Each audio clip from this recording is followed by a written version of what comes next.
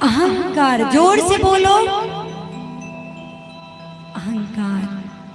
जिस मनुष्य के अंदर अहंकार आ जाता है ना, एक बात याद रखो, पापियों का विनाश तो हमारी परंपरा जगदम्बा बाद में करती है, लेकिन सबसे पहले उसका क्या, जो अहंकार से भरा पड़ा है, जिसके अंदर अहंकार है कि मेरे बेटा बेटी तो बहुत बड़े डॉक्टर हैं, अफसर बने हैं, धन धान्य की कमी नहीं, अरे मैं तो बहुत सुंदर हूं। तो याद रखो,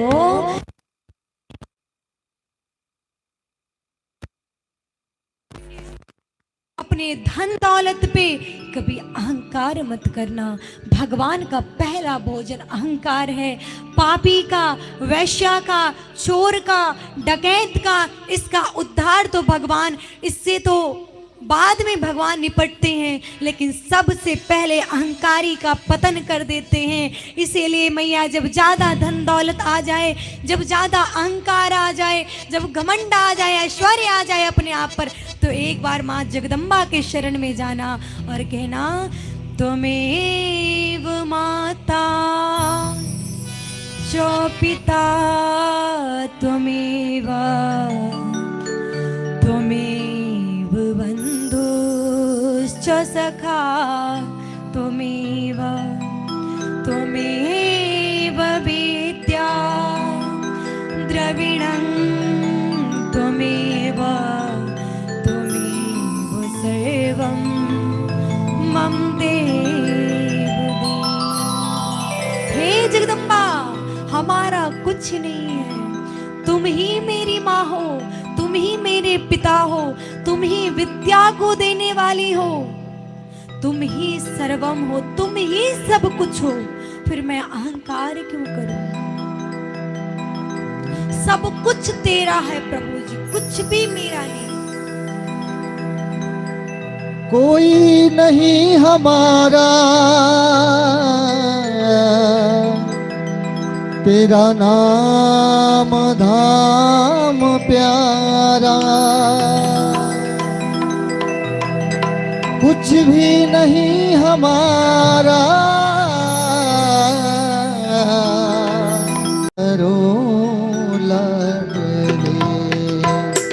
अपना तो कह के मुझको पुकारो लाडले, अपना तो कह के मुझको पुकारो लाडले, निहारो लाडले, निहारो श्यामा जो, निहारो श्यामा जो, निहारो श्यामा जो, करुणा भरी नजर से निहारो लाडले, करुणा भरी नजर से निहारो श्यामा जो।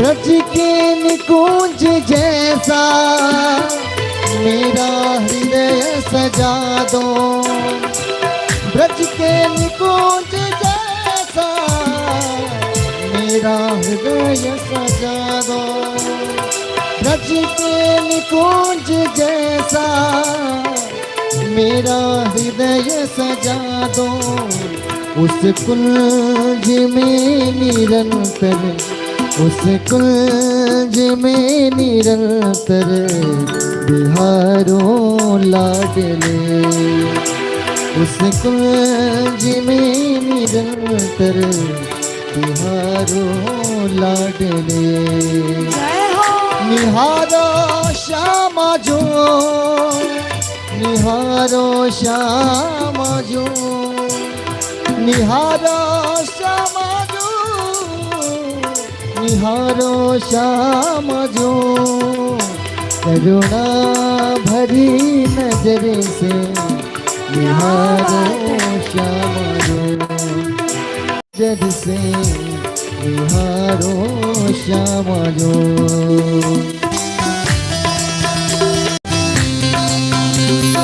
हरि बोल मैया।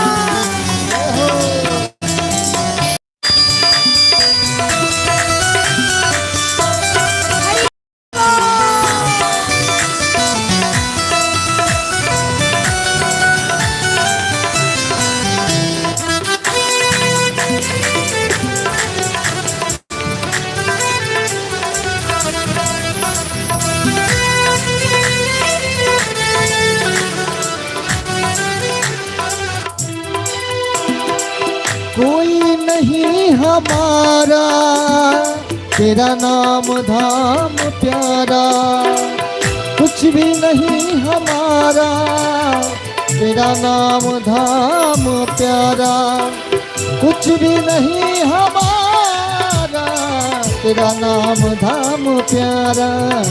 श्यामा को तेरे नाम का, श्यामा को तेरे नाम का सहारा श्यामा जो, करुणा भरी नजर से निहारो लाडले, निहारो लाडले, निहारो लाडले, निहारो लाडले, निहारो लाडले, करुणा भरी नजर से निहारो लाडले, करुणा भरी नजर से निहारो श्यामा जो, करुणा भरी नजर से निहारो श्यामा जो, निहारो श्यामा जो, निहारो श्यामा जो।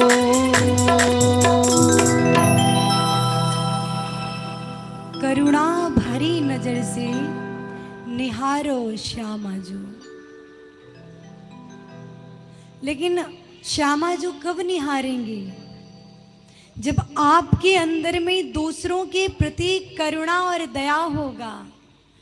आप हैं दुष्ट, आप हैं पापी, आप हैं पापात्मा, आप करते हैं गलत कार्य और फिर भी ये गायन करेंगे तो क्या लाडली जो निहारेंगे? कभी नहीं। ऐसी हरकत, ऐसे हरकत करने वाले का तो बेटा बेटी भी नहीं निहारता, तो हमारी लाडली जो क्या निहारेंगे? इसीलिए अपनी हरकतें सुंदर रखो ताकि भगवान की नजर आप पे पड़े। क्या बोलोगे मैया? देखो आज कथा की तीसरी दिवस है, अगर ऐसे धीरे से बोलोगे तो कल से एक एक को यहाँ पिलाऊंगी। और सजा पता है क्या है? अच्छा ये बताओ, मुझे एक बात पूछनी है। कथा में आनंद आ रहा है सभी को? आ रहा है ना? तो जाते समय जितनी माताएं, जितने बाबा बैठे हैं और ध्यान से ग्राम वासियों सुनो, सबके कान में तो आवाज जाती होगी। तो एक एक बिघा जमीन हम सब से लेंगे, मंजूर है? हाँ देखो, मतलब मेरे कथा का यही मोल है। हाँ हद हो गई, बोलो राधे राधे। इस कथा का कोई मोल नहीं है। इस कथा को खरीदने की शक्ति और सामर्थ्यता तो बड़े बड़े राजाओं में नहीं है, भगवान में नहीं है, सिवाय संत के। और संत भी इस कथा को खरीदता नहीं है। कहाँ से लाता है? उपार्जन अपने अंदर करता है। इसका बीज होता है। कहाँ से आता है? तो माता पिता के गर्भ से ही बालक के अंदर जो संस्कार होता है ना, जिनके माता पिता का संस्कार अच्छा हुआ, वही बच्चे भगवान की भक्ति करते हैं। इसीलिए बार बार कहती हूँ, 1000 बार कहती हूँ और अभी भी कह रही हूँ, ध्यान से सुनो कथा को, जीवन में कोई काम नहीं देगा। और कैसे काम नहीं देगा? तो यहां से जाओ और चुपचाप सो जाना, फिर देखना तुम्हारी बहू तुम्हें क्या जवाब देती है। फिर तुम्हें पता चलेगा देवी जी ने गलत बताया क्या कथा में। यही असल चीज है दादी, यही असली जिंदगी है। यदि किसी का असल रूप देखना है ना कि कौन आपका है, तो बिना किसी वजह के किसी से बात करना बंद कर दीजिए, उसका असली चेहरा सामने आ जाएगा। बिना किसी वजह के किसी से रिश्ता निभाना थोड़ी देर के लिए बंद कर दीजिए, असल चेहरा सामने आ जाएगा कि संसार में कौन है अपना। लेकिन हमारे प्रभु कहते हैं, बिना किसी स्वार्थ के हम केवल तुम्हारे हैं। क्योंकि जब ये पृथ्वी नहीं थी तब भी भगवान थे, जब है तब भी भगवान है, जब ये पृथ्वी पुनः प्रलय होगा 2032 में तभी भगवान रहेंगे। पता है ना, कलयुग का अंत होगा और एक एक प्राणी मर जाएंगे, बचेगा कौन? बचेगा सिर्फ भगवान को भजने वाला। ये सत्य है। ये कथा मैं आप सभी को कल श्रवण करवाऊंगी क्योंकि समय बहुत कम है। कलयुग का अंत होगा और एक एक व्यक्ति मरेगा, ये बिल्कुल सत्य है। और कब? तो 2032 में कलयुग का अंत होने वाला है। बड़ी दिव्य, बड़ी भव्य कथा है। बड़े विस्तार से इस कथा को आप सभी को श्रवण करवाएंगे। और यदि मुझे नहीं याद रहा तो तुम सब मुझे कल याद दिलाना कि देवी जी कलयुग की कथा श्रवण करवाइए, है ना। बोलो राधे राधे। आइए, क्या बात। अब यहां भगवान विष्णु ध्यान करते हैं परम्बा जगदम्बा का। युद्ध भूमि में आकाशवाणी होती है और जोर से हंसने की आवाज आ रही है। भगवान विष्णु की नजर पड़ती है आकाश की तरफ, देखते हैं कौन है। मां जगदम्बा कहती है, पुत्र तुम चिंता मत करो, मैं हूं ना। अरे मैंने इसे वचन दिया था कि तुम्हें कोई नहीं मार सकता जब तक तुम नहीं चाहते, लेकिन अब इसका अंत मैं करवाऊंगी। तुम युद्ध करो। तुम बैठे क्यों हो विष्णु? खड़े हो और युद्ध करो इससे। भगवान विष्णु ने कहा कि हे माते, 5000 वर्षों से मैंने विश्राम कहाँ करा है। 5000 वर्षों से मैं इससे युद्ध कर रहा हूँ। एक भाई युद्ध करके बैठता है तो एक युद्ध करने के लिए खड़ा हो जाता है। मैं अब तक विश्राम नहीं किया हूँ। माता कहती है कि तुम चिंता मत करो, तुम पुनः युद्ध की भूमि में आओ और मधु कैटभ से तुम युद्ध करो। भगवान विष्णु बड़े जोश और उमंग के साथ युद्ध भूमि में आते हैं और मधु कैटभ से युद्ध करते हैं। माता कहती है कि सुनो विष्णु, यहां तुम्हें एक लीला करनी पड़ेगी। कैसी लीला? माता ने कहा कि मैं मोहिनी रूप धारण करके आऊंगी। उस रूप को देखकर मधु और कैटभ मोहित हो जाएगा। उस वक्त तुम अपनी लीला करके इस दोनों का सर काट देना। भगवान विष्णु ने कहा कि ठीक है। आज माता जगदम्बा एक साधारण सी स्त्री का वेश बनाकर, सुंदर सा स्त्री का वेश बना करके आज परम्बा जगदम्बा युद्ध की भूमि में आई हुई है। और भगवान विष्णु ने भी यहां एक लीला कर दिया है। भगवान विष्णु मधु और कैटभ को युद्ध के लिए पुनः ललकार रहे कि मधु और कैटभ मांगो, तुम क्या वरदान मांगते हो? अरे तुमसे मैं युद्ध करूं? तुम इतने छोटे हो, तुम पापी हो। पापी से कभी धर्मात्मा लोग युद्ध करते हैं? तुम दानव हो, मैं देवता हूं, मैं तुमसे युद्ध नहीं करूंगा, जाओ, मैं तुम्हें ऐसे ही क्षमा कर दिया, मांगो मधुकैटभ, तुम क्या चाहते हो। तब तक में मधुकैटभ की नजर कहां जाती है, उस परम्बा जगदम्बा की तरफ, उस मोहिनी रूप की तरफ वो आकर्षित हो जाता है। मैया ने तो आज ऐसे ऐसे चाल चली हैं कि मधु और कैटभ जैसे दानव मोहित हो गया है। माता कभी पायल की छम छम इधर कर रही, कभी इधर कर रही, और पायल की छनक से मोहित हो रहा है। वो मधु और कैटभ सोच रहा है मनी मन, जिसके पायल की छनक इतनी सुंदर है, छम छम इतनी सुंदर है, जिसके होठों में लगी हुई लाली इतनी सुंदर है, जिसके नेत्र इतने सुंदर हैं, उसका हृदय कितना सुंदर होगा। अगर ये सुंदरी अगर मुझसे ब्याह कर लेगी तो मैं ये करना बंद कर दूंगा। और आज परम्बा जगदम्बा मोहिनी का रूप धारण करके उस मधु कैटभ के समक्ष आ रहे हैं। क्यों? कि ये और आकर्षित हो, ये पापी और आकर्षित हो और इसका वध भगवान विष्णु कर दे। वो समक्ष आता है। और एक बात बता दूं, कोई मनुष्य यदि किसी से प्रेम करता है ना, कोई पुरुष यदि किसी स्त्री से प्रेम करता है ना, तो उसके प्रेमिका के सामने यदि आप उसे लज्जित करोगे ना, तो वो कभी हार नहीं मानेगा। उसे यदि कह दो कि तुम इस गंदगी को उठा लो, 100 करोड़ देंगे, तो उस गंदगी को भी उठा लेगा। क्यों?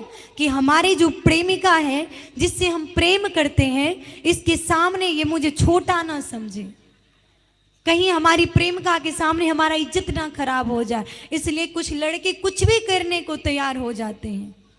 याद रखो, प्रेम करना बुरी बात नहीं है। प्रेम भगवान का दिया हुआ स्वरूप है, एक तोहफा है। उदाहरण में कृष्ण और राधा कह देते हो ना, लेकिन कृष्ण जैसा प्रेमी नहीं बन सकते कलयुग के लोग। कलयुग के लड़के लड़की राधा कृष्ण रुक्मणी मीरा सीता सावित्री नहीं बन सकती, क्योंकि वो एक पे नहीं टिकती। स्त्री है, मैं स्त्री के ऊपर हाथ नहीं उठाती, मैं भी एक स्त्री हूं, लेकिन स्त्री मर्यादित होती है तो मर्यादा में स्त्री सुंदर लगती है। मर्यादा का उल्लंघन करना हमारे भारत में, हमारे शास्त्रों में वर्जित है, और आप शास्त्र के विरुद्ध नहीं जा सकते, क्योंकि भारत जैसे महान भूमि पर आपका जन्म हुआ है। और जो बेटी, जो लड़की, जो पुत्र, जो पुत्री ऐसा करते हैं, उसे भारत में रहने का कोई अधिकार नहीं है। प्रेम करना बुरी बात नहीं है, लेकिन प्रेमी गलत ना हो जाए, वो प्रेमी बीच रास्ते में ला करना छोड़ दे, ऐसे लोगों से सावधान रहिए। आजकल हिंदू के बेटियों को हो क्या गया है, दूसरे धर्म के लोग क्यों पसंद आ रहे? क्या हिंदू में लड़के मर गए? क्या हिंदू लड़के नहीं है? हिंदू के पास किस चीज की कमी है? क्या शिक्षा नहीं है? क्या धन दौलत नहीं है? क्या वो सुंदर नहीं है? क्या पढ़ा लिखा नहीं है? लेकिन धिक्कार है ऐसी भारत की बेटियों पर, धिक्कार है ऐसी भारत की नारियों पर, धिक्कार है ऐसी भारत की बेटियों पर, जिसने ऐसी पुत्री को, जिसने ऐसी बेटी को जन्म दिया है कि मर्यादा नहीं सिखाया है आपने। आपकी बेटी किसी दूसरे धर्म में किसी से विवाह कर लेती है, उसे किसी से प्रेम हो जाता है। अरे एक पिता कितने सपने को संजोता है जानते हैं आप? और ये मैं उस बेटी के लिए नहीं, हर बेटी के लिए नहीं, लेकिन आज उस बेटी के लिए अवश्य कहूंगी कि प्रेम करो, लेकिन सोच समझ कर करो। राम नहीं मिलेगा, कृष्ण नहीं मिलेगा, श्रवण कुमार नहीं मिलेगा, इसलिए प्रेम करो, लेकिन सोच समझ कर करो, कहीं अफताब ना मिल जाए तुम्हें। अफताब जैसा प्रेमी यदि मिल गया ना, तो 32 टुकड़ों में काट दिए जाओगे। फ्रिज में मिलोगे, कभी सूटकेस में मिलोगे, कभी नहर के पास मिलोगे। इसीलिए प्रेम सोच समझ कर करो। जिसको हमारे धर्म के बारे में पता नहीं है, जो सनातन धर्म को नहीं जानता, जिस मनुष्य को सनातन धर्म से प्रेम नहीं हो, वो क्या आपका रक्षा करेगा? इसीलिए दूसरे धर्म में, दूसरे जात में कभी भी विवाह नहीं करो, ये शास्त्र के विरुद्ध है। और जो व्यक्ति ऐसा करते हैं उसका पतन हो जाता है। सुनते हो ना, बेटी को फांसी के फंदों से झुला दिया गया दूसरे धर्म में विवाह करने के कारण। वो आपको नहीं समझ पाएगा माँ। इसलिए बेटों को संस्कार दीजिए, बेटों को ज्ञान दीजिए, बेटी को संस्कार दीजिए। वस्त्र से हमेशा संस्कार आके जाते हैं। दूसरे धर्म में जाओगे ना तो बेटियों को सुंदर वस्त्र पहनाना सिखाते हैं, उन्हें अपने धर्म से अवगत करवाया जाता है कि तुम्हारा ये धर्म है, तुम्हारा ये मजहब है, तुम्हारी ये मर्यादाएं हैं। भले ही वो पर्दे के अंदर नाना बाबा पापा किसी से रिश्ता है उसका, लेकिन दुनिया के लिए वो आज भी पर्दे में रह रही है। तुम्हारी बेटी अपने पिता, अपने भाई, अपने नाना, अपने फूफा के पास सुरक्षित है, लेकिन तुम्हारी बेटी मर्यादित नहीं है, निर्वस्त्र होकर चलती है। निर्वस्त्र होकर होना यदि संस्कार है तो कुत्तों का संस्कार नहीं है वस्त्र पहनना। कुत्तों की जात, पशुओं की जात कभी वस्त्र नहीं पहनती। क्या उससे भी ज्यादा मॉडल है आपके बच्चे? क्या आपके बेटा, आपकी बेटी उससे भी ज्यादा मॉडल है? अर्धनग्न कभी भारत के बेटियों को, भारत के बेटों को शोभा नहीं देता। भारत का बेटा कभी अर्धनग्न वाला वस्त्र नहीं पहनता, लेकिन वस्त्र पहनती है ज्यादा पढ़ी लिखी। जब थोड़ा ज्यादा घूम लेती है ना, बिहार से थोड़ा बाहर चले जाए, थोड़ा दरभंगा, मुजफ्फरपुर, पटना में रहने लगे तो जंगा दिखाने वाला कपड़ा पहनती है, स्तन दिखाने वाले वस्त्र पहनते हैं। क्या ये आपको शोभा देता है? सरोजनी नायडू कौन थी? इंदिरा गांधी कौन थी? कल्पना चावला कौन थी? लता मंगेशकर कौन थी? क्या आप उससे बड़े विद्वान हैं? क्या आप उससे बड़ी विदुषी हैं? माँ रितंबरा कौन है? जानते भी हो? नहीं जानते हो। जो जो अभी तक इतिहास रचा है ना, वो एक अच्छे संस्कार वाले लोग हैं। जिनके खून में संस्कार है, उन्होंने ही इतिहास रचा है। अपने बेटे को, अपने बेटियों को ये रील्स बनवाना बंद करो। ये इंस्टाग्राम भारत के संस्कारों को विलुप्त किया है। भारत का संस्कार ऐसा नहीं था। भारत को तो सोने की चिड़ैया कहा जाता था। जहां ऋषि मुनि सनातन धर्म की माला को लेकर खड़े हैं सनातन धर्म की रक्षा के लिए, वहीं आजकल के कलयुग भाई बहन, कलयुग के बच्चे सनातन धर्म की रक्षा नहीं कर रहे, सनातन धर्म का अपमान कर रहे हैं। भारत की हर बेटियों से हमारी निवेदन रहेगी, क्योंकि हमारी ये आवाज केवल इस गांव तक सीमित नहीं रहती। हमारी ये आवाज पूरे भारत के हर कोने में जाती है और लोग मुझे सुनते हैं। तो समस्त भारत की बेटियों से, मिथिला की बेटियों से, मिथिला की बेटी मर्यादित होनी चाहिए, जानकी जैसी मर्यादित होनी चाहिए। मर्यादा में रहो, मर्यादा में रहोगे तो शोभनीय माने जाओगे, सुंदर दिखोगे, जानकी जैसे पूजे जाओगे हर जगह। इसीलिए हे भारत की बेटियों, हे मिथिला की बेटी, हे इस गांव की बेटियों, आपसे निवेदन, छोटे वस्त्र मत पहनो। सफेद पॉलिथीन में यदि मीट लेकर जाओगे ना तो कुत्ता नोच कर खाएंगे। समझ में आया क्या? तुम बहुत अच्छे हो, लेकिन यदि तुम अर्धनग्न होकर चल रहे हो तो परिचय करवाता है कि तुम्हारे माता पिता ने तुम्हें कैसा संस्कार दिया है। तुम्हारे वस्त्री संस्कारों का परिचय देता है। इसलिए वस्त्र सदैव मर्यादित होनी चाहिए। बोलो राधे राधे। अब यहाँ माता मोहिनी का रूप धारण करके आई है। भगवान विष्णु ललकारते हैं युद्ध के लिए। मधु कैटव कहता है कि क्या मैं तुमसे मांगू? अरे मैं शक्तिशाली हूं, मैं बलशाली हूं, मुझे माता ने वरदान प्राप्त किया है। तुम मांगो विष्णु, तुम क्या चाहते हो? भगवान विष्णु ने कहा कि तुम्हारे अंदर इतनी शक्ति और हिम्मत ही नहीं है कि तुम मेरे वचनों का पालन कर पाओ।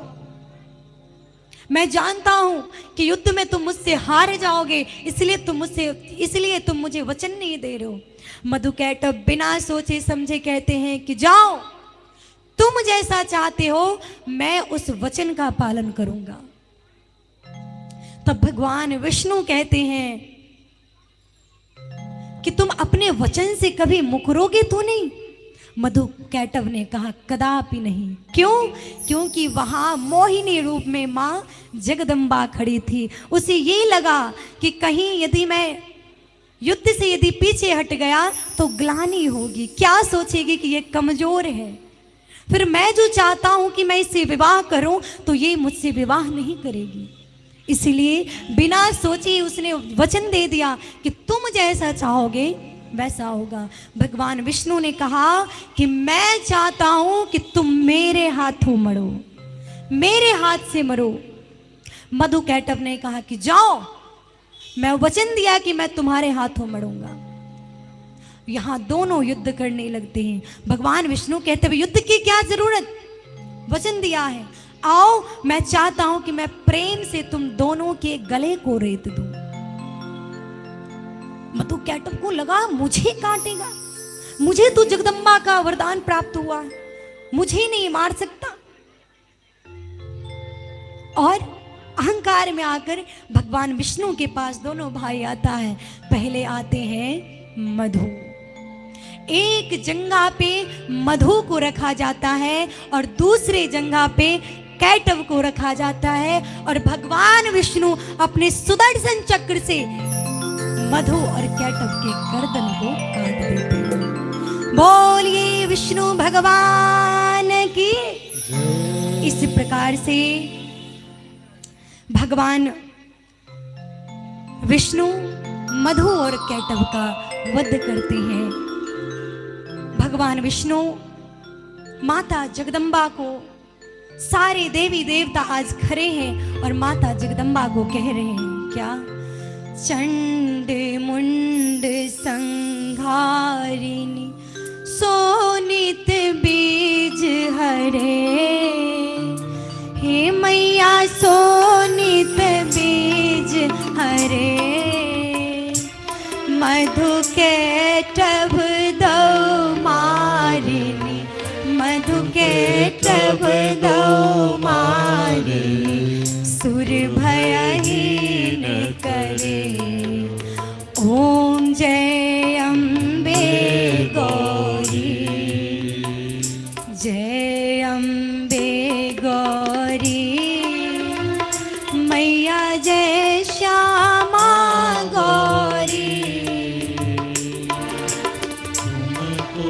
निश दिन ध्यावत, मैया जी को निश दिन ध्यावत, हरि ब्रह्मा शिवरी, ओम जय अम्बे गौरी।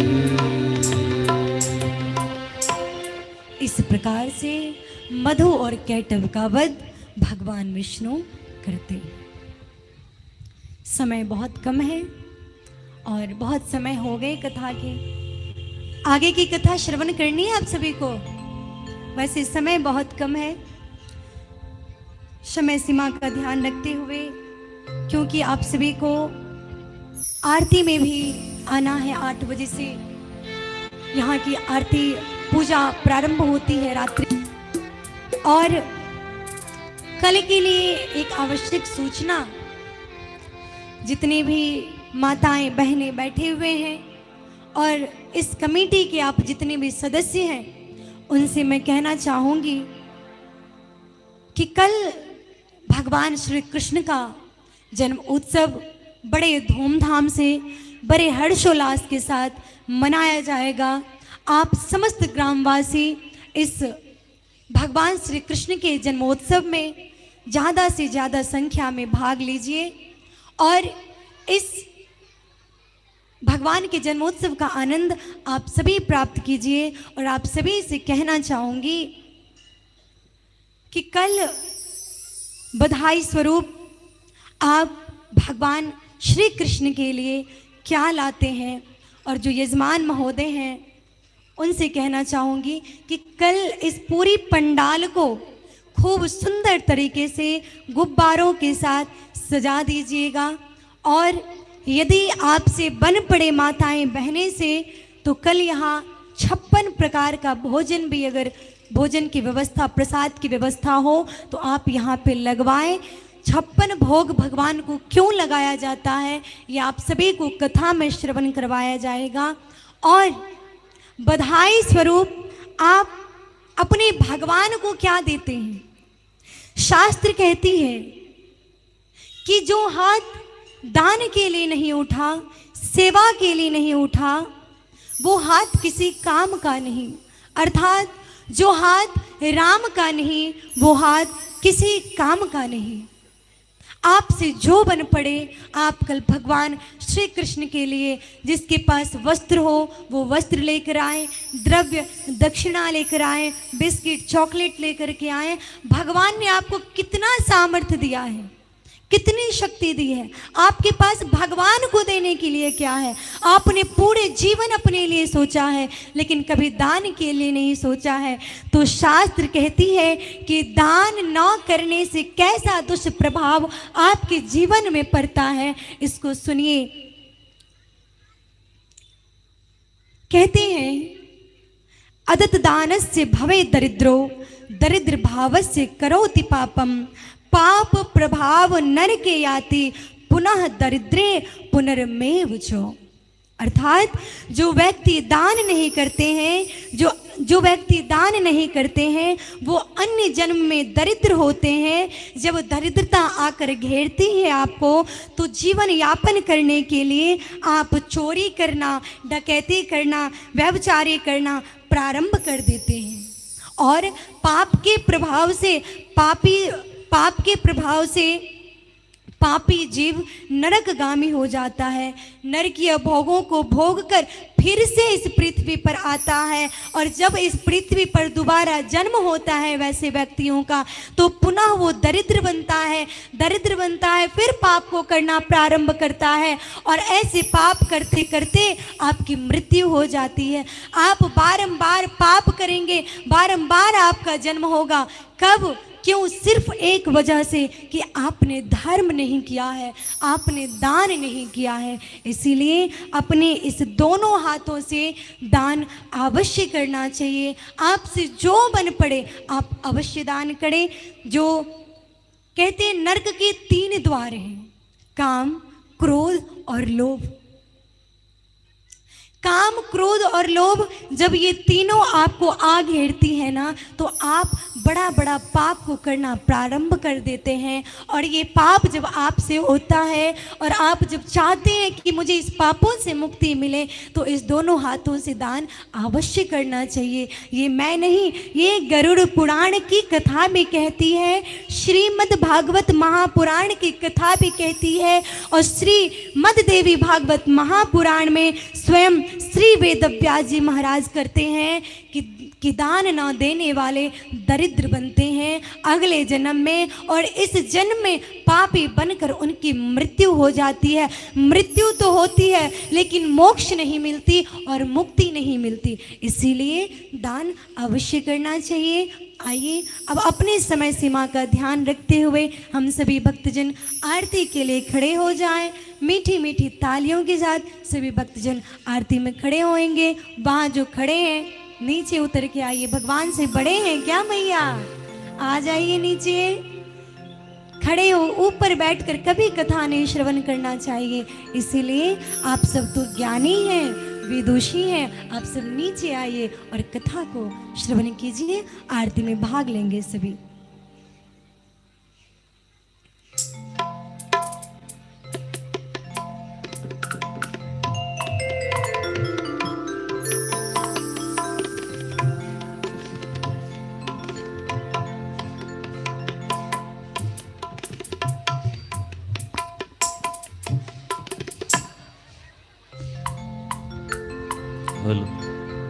ॐ कर्पूरगौरं करुणावतारं संसारसागरं सारं भुजगेन्द्रहारं सदा वसन्तं हृदयारविन्दे भवं भवानी सहितं नमामि। जय अम्बे गौरी मैया, जय श्यामा गौरी, तुमको निश दिन ध्यावत, मैया जी को निश दिन ध्यावत, हरि ब्रह्मा शिव जी। ओम जय अम्बे गौरी, मांग सिंदूर विराजत, पीको मृग मद को, उज्ज्वल से दो नैना, निर्मल से दो नैना, चंद्र बदन को। ओम जय अम्बे गौरी, कनक समान कलेवर, रतांबर राजे, रक्त पुष्प गलमाला, रक्त पुष्प गलमाला, कंठन पर साजे। ओम जय अम्बे गौरी, हरि वाहन राजत, खड्ग कपर धारी, सुर नर मुनि जन सेवत, सुर नर मुनि जन सेवत, इनके दुख हारे। ओम जय अम्बे गौरी, कानन कुंडल शोभित, नासा के मोती, कोटि के चंद्र दिवाकर, कोटि के चंद्र दिवाकर, समराजत ज्योति। ओम जय अम्बे गौरी, शुंभ शुंभ विदारे, महिषासुर नाती, धूम विलोचन नैना, धूम विलोचन नैना, इस दिन मद माते, या जय अम्बे गौरी, चंद मुंड संहारे, सोनित बीज हरे, मधु के तब दो मारे, मधु के तब दो मारे, सुर भयहीन करे। माँ जय अम्बे गौरी, ब्रह्मानी रुद्रानी, तुम कमला रानी, आगम निगम बखानी, आगम निगम बखानी, तुम शिव पट रानी। जय अम्बे गौरी, 64 योग निकाल गावत, नृत्य करत भैरो, मैया नृत्य करत भैरो, बाजत ताल मृदंग, बाजत ढोल मृदंग, और बाजत डमरू। माँ जय अम्बे गौरी, तुम ही जग की माता, तुम ही हो भरता, भक्तन की दुख हरता, भक्तन की दुख हरता, सुख संपत्ति करता। माँ जय अम्बे गौरी भुजाचार अति शोभित बर मुद्राधारी मन वांछित फल पावत मन वांछित फल पावत सेवत नर नारी जय अम्बे गौरी कंचन थाल विराजत अगर कपूर बाती श्रीमाल के तुम राजत श्रीमाल के तुम राजत कोटि जतन ज्योति आज अम्बे गौरी श्री अम्बे जी की आरती जो कोई नर गावे मैया प्रेम सहित गावे ओ मैया भाव सहित गावे कहत शिवानंद स्वामी भजत शिवानंद स्वामी सुख संपत्ति आवे जय अम्बे गौरी जय अम्बे गौरी मैया जय श्यामा गौरी तुम कौन से दिन ध्यावत मैया जी कौन से दिन ध्यावत हरि ब्रह्मा शिव जी ओम जय अम्बे गौरी ओम जय अम्बे गौरी ओम जय अम्बे गौरी